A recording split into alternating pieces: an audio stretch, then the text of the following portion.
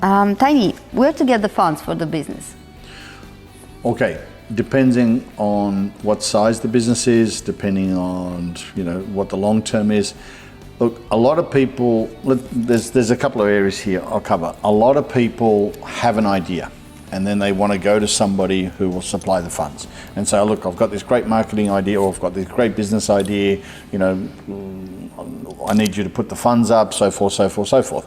Now, when you're negotiating with somebody who, let's say, might give you the funds, you've got to be extremely fair, and you've got to really understand that that person who's supplying the funds, whether it's a friend or a business person, a family member, okay, they have a 90% chance of losing their money, okay? So 90% of the time, people go bankrupt in 5 years.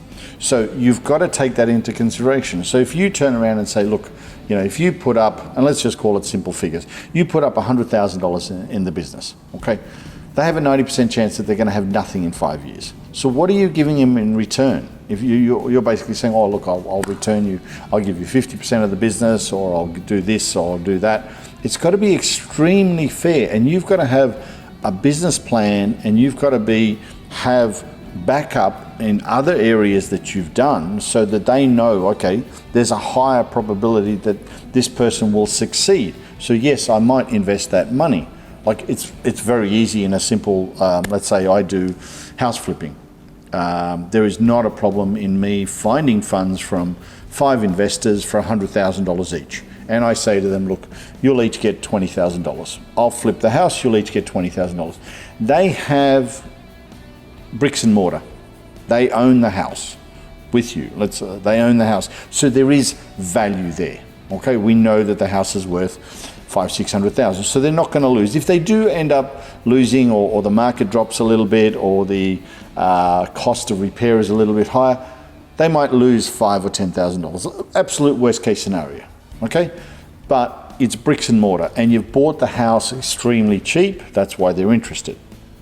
So something like that is very guaranteed, in a sense, to receive 20% on your money, or maybe just to lose 5%. So that's not a big gain, but not a big loss. Okay. When you've got an idea, let's say a friend of mine at the moment has got an idea for a dating agency. Okay, so they want to create a website. That might let's just do quick figures. That might cost $10,000. It might cost $5,000 a month to maintain it. So let's say over 12 months, that's $70,000. Then you've got marketing on top of that. So each month, if you spend $10,000 on marketing, which, if you're starting a dating agency, let's say it's specifically to one city, you're up to $190,000 to $200,000 by the end of the 12 months.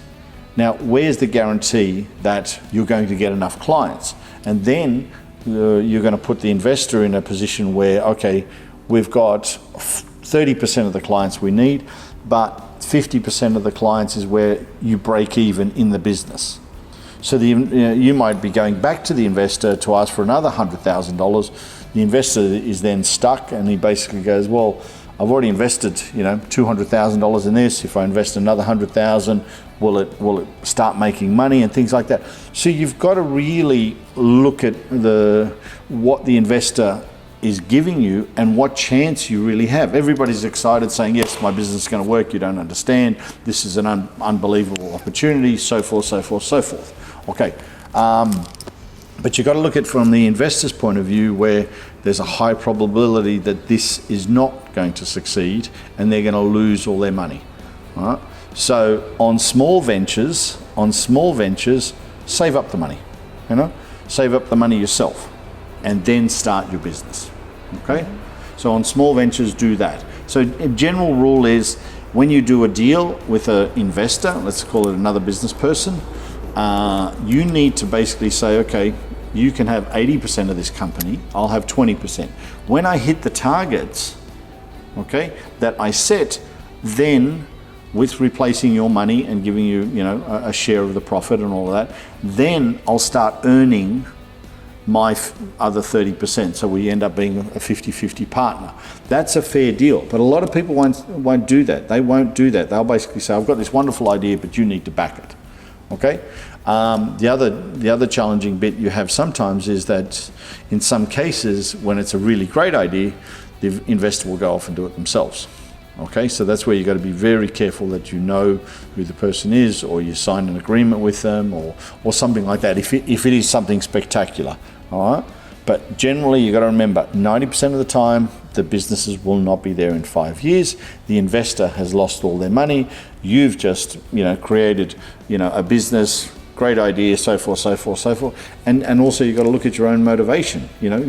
What are you drawing out of the business? If you've gone to the investor and say, I want, $200,000 for this, and the investor says, well, what are you paying yourself? Well, I'm paying myself $100,000 a year.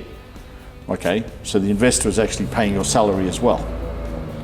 So that's just where you got to be really careful and understand all of that. So practically, you prefer saving over loan? I prefer saving, and that way it's 100% of your own business. Start small and then build it up, or build another business up that you can do and you can make some money on, and save up and start your business B, which is your dream business. Okay, that way you don't have anybody else involved.